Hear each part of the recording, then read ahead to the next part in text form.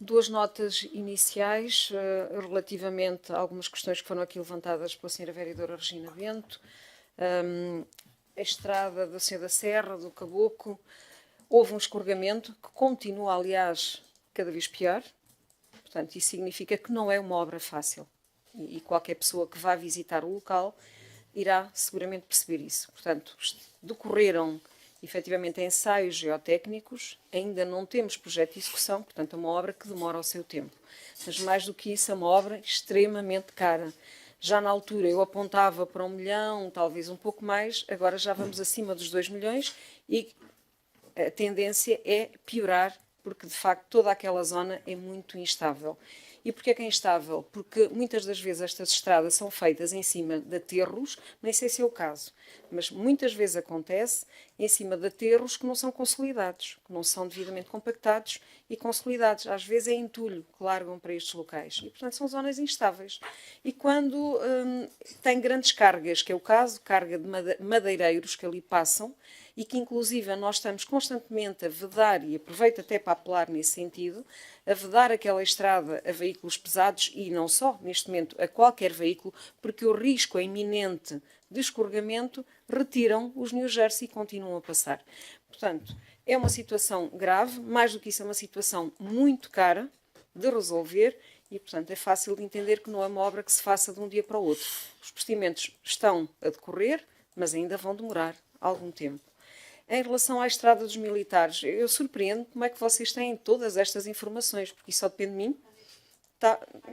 Pronto, então ainda bem. Então, ainda bem. Está aprovado, efetivamente, o projeto, é na ordem dos 250 mil euros, que está estimada, mas, mais uma vez, falta verba. Portanto, é muito fácil pedir, mas é preciso, em cada momento, estarmos a definir sempre prioridades de investimento, porque todas estas obras são muito caras e não há, efetivamente, dinheiro para todo este tipo de obras. Convém também já aqui referir que esta obra é importante, ninguém põe em causa a importância da obra e o senhor Presidente da Junta de Ceira tem-a defendido com unhas e dentes, e eu tenho-lhe dado razão, é uma obra relevante, mas há variantes. Neste caso, há outra estrada, pelo menos, que serve de variante. Portanto, esta é mais essencialmente para servir de alternativa, no caso da primeira, ter algum tipo de problema, porque também é sujeita a muito tipo de escorregamentos. Estamos a falar de zonas em encosta e onde este nível de risco é muito, muito elevado. A nova rede do Xmetuc poderá vir a resolver. Pronto, Sr. Vereador Francisco Queiroz, como sabe, estamos a rever a rede. Não há autocarros neste momento, nem motoristas para resolver tudo, e obviamente que a revisão da rede vai ter isso como premissa de base. Não vale a pena estarmos aqui a definir uma rede ideologicamente como sendo a ideal, mas que depois não conseguimos concretizar, mas estão estes trabalhos em curso, sendo que eu tenho defendido que para esta zona do Carvalho, zonas menos populosas, de baixa densidade, como costumamos designar, tenho defendido muito a expansão do transporte flexível, porque me parece que é a solução que garante as necessidades da população, obviamente obriga sempre a que todos façam o seu planeamento, pelo menos de véspera, daquilo que pretendem fazer no dia seguinte, mas é uma forma de darmos uma resposta direta às necessidades da população sem aumentar muitos custos do sistema de transportes. Isto será analisado, está a ser, aliás, analisado pela equipa que é a OPT, que já está a desenvolver o seu trabalho, portanto o concurso já foi lançado, já foi adjudicado, já estão no terreno a trabalhar e, portanto, eu espero, dentro em breve, começarmos a ter resposta para estas populações. Sendo certo, e eu apelo sempre aqui à participação pública, portanto, todos estes estudos são objeto de participação pública, abertura à participação pública, e, portanto, cada um que sinta que não está a ser devidamente servido, nessa altura, venha até nós apresentar essas mesmas preocupações. Depois será devidamente divulgado, mas neste momento está a decorrer. Queria também fazer aqui uma nota ao Dia da Árvore, onde eu participei com muito gosto em grande parte das atividades, depois tive que me retirar para outras, mas não posso deixar aqui de referenciar a primeira ação do dia no Salão Nobre da Câmara Municipal, que contou com os serviços municipais, exatamente a divisão de espaços verdes e jardins, que foi uma sessão de sensibilização dos operadores e de entidades que operam e que intervêm diretamente no espaço público, e foi uma ação muitíssimo interessante. Acho que todos saímos lá muito mais ricos sobre aquilo que podemos e não podemos fazer quando se abrem valas, nomeadamente no espaço público, e o impacto que isso tem para as árvores e para a saúde das árvores e essencialmente para a sua estabilidade. Portanto, foi uma ação muito rica, que com grande orgulho posso dizer que foi efetivamente promovida diretamente pelos serviços da Câmara, ou seja, nós temos muito know-how, muito conhecimento dentro da Câmara e que deve ser explorado, e com isso sensibilizamos os operadores, nomeadamente os privados, que por vezes quando abrem uma vala não têm a noção do impacto que pode ter na saúde da árvore. Acho que isso ficou devidamente clarificado e saímos todos muito mais ricos e mais sensíveis a todas estas questões. E dito isto, então passaria à minha intervenção. Decorreu na passada quarta-feira, na Escola EB 23 Quinta das Flores, a sessão pública no âmbito do PMUS, organizada pela Câmara Municipal em colaboração com o consórcio Figueira de Sousa Engimind. Esta sessão, que juntou representantes de vários stakeholders, permitiu apresentar os resultados da primeira fase, entretanto concluída e destinada à caracterização e diagnóstico. E, em sequência, recolher contributos e sugestões dos presentes para desenvolvimento das fases consecutivas. Apesar dos esforços centrados na melhoria do sistema de transportes públicos, a população de Coimbra mostra-se muito resistente à alteração de padrões de mobilidade. Segundo o Censo de 2021, a cota modal em automóvel é responsável neste momento por 75% das viagens, ou seja, um valor que continua a crescer, está acima da média nacional e aumentou relativamente a 2011, pelo menos 3%. Este crescimento fez-se à custa do transporte público, que continua a perder utilizadores, cuja cota modal decresceu para 12%, anteriormente era de 14,7%. A representatividade de modo pedonal manteve-se sensivelmente constante e anda na ordem dos 14%. Tudo isto são dados preocupantes. Estes resultados aumentam, do meu ponto de vista, a responsabilidade do sistema de mobilidade de Mondego, enquanto a espinha dorsal, como eu tenho designado, do sistema de transportes de Coimbra e da sua região, porque me parece que tem aqui um impacto que vai ter que ter, efetivamente, um impacto muito significativo nesta alteração de padrões de mobilidade. A sessão, que juntou cerca de 70 pessoas, foi de facto um grande êxito, foi extremamente participada e construtiva, num modelo de participação que se revelou adequado e a ser replicado em sessões futuras. Aliás, os elementos do consórcio de trabalho estavam estupefactos, mas no sentido positivo, como é que Coimbra conseguiu motivar e envolver todas estas entidades que ali connosco trabalharam durante uma tarde. As posições defendidas pelos vários grupos de trabalho foram genericamente consensuais, o que permitiu definir e validar os princípios basilares da política de transportes em Coimbra, a ser integrada no futuro Plano de Mobilidade Urbana Sustentável. Agradeço à Escola Val das Flores, ou melhor, Quinta das Flores, por nos ter recebido de forma tão acolhedora e a todos aqueles que participaram connosco e, naturalmente, aqui um agradecimento muito especial a toda a equipa do Departamento de Espaço Público e Departamento de Mobilidade, Trânsito e Transportes pela forma profissional, empenhada e motivada com que organizaram esta sessão. Uma segunda nota, relativamente a algo que já aqui foi focado, quer pelo Sr. Presidente, quer pela Sra. Vereadora Rosa Cruz, que foi a inauguração, ou a abertura ao trânsito, como eu costumo... Trânsito não, abertura ao peão, da Avenida Segenando Davides. O passado sábado foi um dia histórico para Coimbra e agradeço a todos aqueles que nos acompanharam, particularmente à senhora vereadora Rosa Cruz, mas também aos meus colegas, a Ana Cortês Vaz e ao Miguel Fonseca, que nos deram a honra da vossa presença. Abriu-se uma ligação da Rua da Sofia à Avenida Fernando Magalhães, que a curto prazo terá continuidade até ao Rio. Através da Avenida Segenando Davides é agora possível chegar da Câmara Municipal à Loja do Cidadão em menos de um minuto, por um espaço agradável, requalificado, atrativo e seguro. Com a requalificação da Frente Ribeirinha, outros canais serão abertos até ao final deste ano, num projeto global que irá assegurar uma verdadeira aproximação da cidade ao Rio. Esta é uma ambição com quase um século, integrada em diversos estudos e planos de urbanização desenvolvidos para a Baixa de Coimbra, entre o qual destaco o Plano de Urbanização de Grower, de 1940. Mas esta também, mais uma componente que se conclui do projeto de Sistema de Mobilidade de Mondego, o primeiro projeto BRT em Portugal e que representa um projeto disruptivo para a mobilidade urbana em Coimbra e região, integra soluções inovadoras, quer em termos tecnológicos, de infraestrutura e de operação. Este é um projeto que resulta da cooperação entre as Infraestruturas de Portugal, a Metro Mondego e a Câmara Municipal, numa solução global da qual muito nos orgulhamos. É muito mais do que uma avenida, como já aqui foi dito pela senhora vereadora, e eu concordo e reitero. É um projeto de regeneração urbana, da autoria do senhor arquiteto Gonçalo Birne, que engloba intervenções no espaço público integradas com a reabilitação de edifícios e a criação de novas frentes urbanas. Esta é uma alavanca com grande potencial para a dinamização, revitalização e revivificação da Baixa de Coimbra. Alguns afirmam que inauguramos obras que outros decidiram e promoveram. Mas importa sempre relembrar factos e repor a verdade. O traçado do BRT segue na sua maioria o percurso e o traçado com as características aprovadas em 2009 para o metro ligeiro de superfície, com a alçada de um executivo do PSD. A reconversão deste metro ligeiro de superfície em BRT ocorreu em 2017 por decisão governamental e que mereceu a aprovação do anterior executivo PS.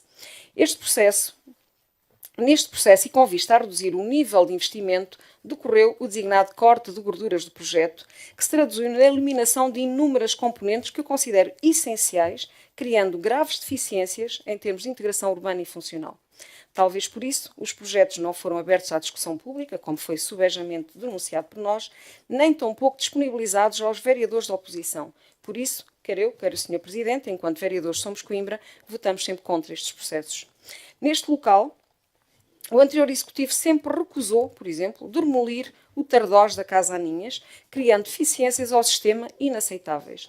Com isso, o projeto aprovado e integrado na empreitada em curso era de um cais que colidia contra um edifício municipal, obrigando a todos aqueles que saíssem da estação Câmara, com destino à Praça 8 de Maio, a circular pelo passeio do lado oposto e a fazer 2 atravessamentos desnecessários do canal do Metrobus, com gravíssimas implicações na segurança e na atratividade do sistema. Com a demolição do Tardós da Casa Aninhas, e naturalmente com todas as implicações que isso teve, nomeadamente o transtorno da transferência dos serviços municipais, decidida por este Executivo, assim que assumimos funções, foi possível desafogar aquele espaço, criar uma praça aberta que trará uma nova vida à área envolvente, e é disto que efetivamente falamos, Sra. Vereadora Rosa Cruz, porque de facto isto é um contributo essencial para a dinamização da Baixa.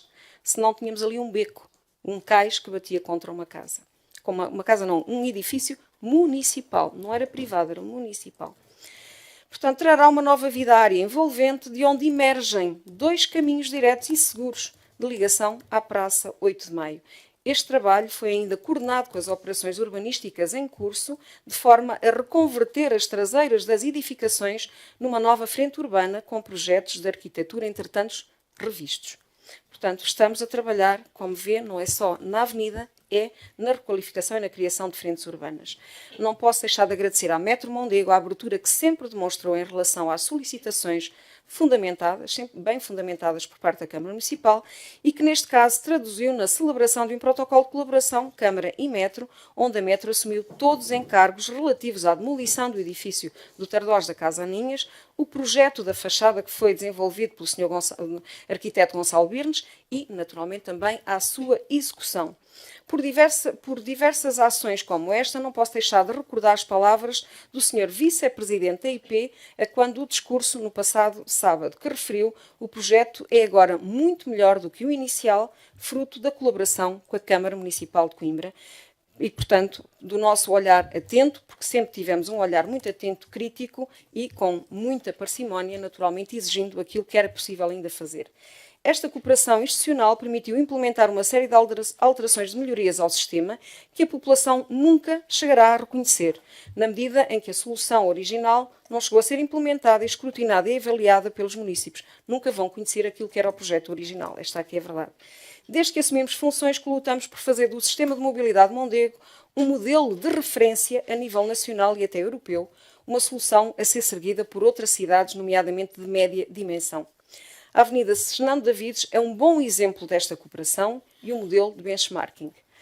A cerimónia de abertura da avenida contou com a honrosa presença da Sra. Secretária de Estado da Mobilidade, doutora Cristina Dias, e do Vice-Presidente das Infraestruturas de Portugal, Engenheiro Carlos Fernandes, permitiu ainda apreciar os edifícios requalificados no âmbito da empreitada da Metro Mondego, entre os quais o edifício Ponte, que albergou uma pequena exposição de fotografia com vista a perpetuar a memória e a reviver alguns dos momentos mais marcantes do andamento das obras. Foi ainda um momento para a apresentação do livro Olhares Distintos acerca de um projeto comum, que acabei de vos deixar na vossa secretária, onde se reúnem os testemunhos de vários autores que tiveram um papel relevante em todo este processo, equipa que tive a honra e privilégio de integrar. Devo referir que a avenida disponibiliza 3 vias de circulação, 2 laterais destinadas ao Metrobus e uma central destinada a tráfego banalizado e que futuramente irá responder ao sentido de circulação entre a baixa e a alta. Impõe-se clarificar que, segundo a DIA, isto é, Declaração de Impacto Ambiental em vigor, esta via apenas poderá abrir à circulação automóvel com a entrada ao serviço da linha do hospital. Neste contexto, a Câmara Municipal já solicitou à APA a definição de um período de transição de forma a permitir a circulação automóvel na via central, sob gestão da Câmara Municipal, o que deverá permitir reduzir os níveis de tráfego na Rua da Sofia. Contudo, ainda não temos resposta e, portanto, a avenida terá, neste momento, fins meramente pedonais. Não quer dizer que mais tarde não possa vir a ser reavaliado, mas, enquanto não tivermos autorização da APA, não o podemos fazer. Portanto, neste momento é um espaço pedonal com fins meramente de fruição urbana e convido a todos a desfrutarem deste espaço enquanto é possível. Mesmo assim, poderá haver aqui outras situações intermédias que estamos a estudar, havendo autorização da APA, que depois futuramente darei conhecimento. Esta opção justificou a definição de um arranjo paisagístico da avenida, recorrendo a mobiliário urbano, 100 floreiras e blocos de granito, de forma a impedir fisicamente a circulação, porque não o podemos permitir, como já me expliquei, mas também o estacionamento ao longo das 2 vias de circulação do futuro Metrobus. A solução idealizada e executada pela Câmara mereceu um financiamento da Metro Mondego para a aquisição de 30 arbustos e, portanto, mais uma vez agradeço aqui a colaboração da Metro Mondego. Informa ainda que permanece por executar a camada superficial com tonalidade avermelhada, com espessura de 4 cm, o que justifica o pequeno desnível entre o pavimento e a grelha das sarjetas, o que nesta fase perturba, nomeadamente, a recolha das águas pluviais. Esta camada exige requisitos técnicos específicos de aplicação, que aliás em determinada altura também aqui apresentei, nomeadamente deve ser executada em processo contínuo, com os trechos adjacentes, ou seja, só poderá ser executada quando for pavimentada Olímpio Nicolau Fernandes.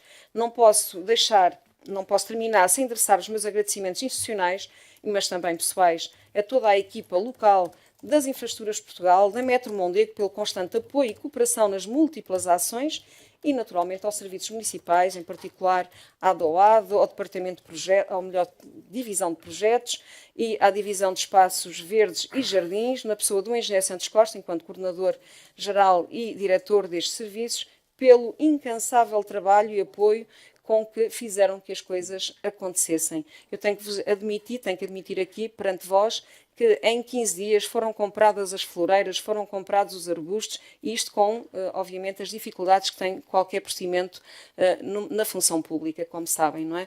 Extremamente complicado, mas tudo foi feito em 15 dias, desde o estudo, localização das floreiras, aprovação, aquisição e posição no local. Sem muito boa vontade dos serviços técnicos, não teria sido possível. Portanto, a eles o meu agradecimento pessoal e institucional. Muito obrigada, Sr. Presidente.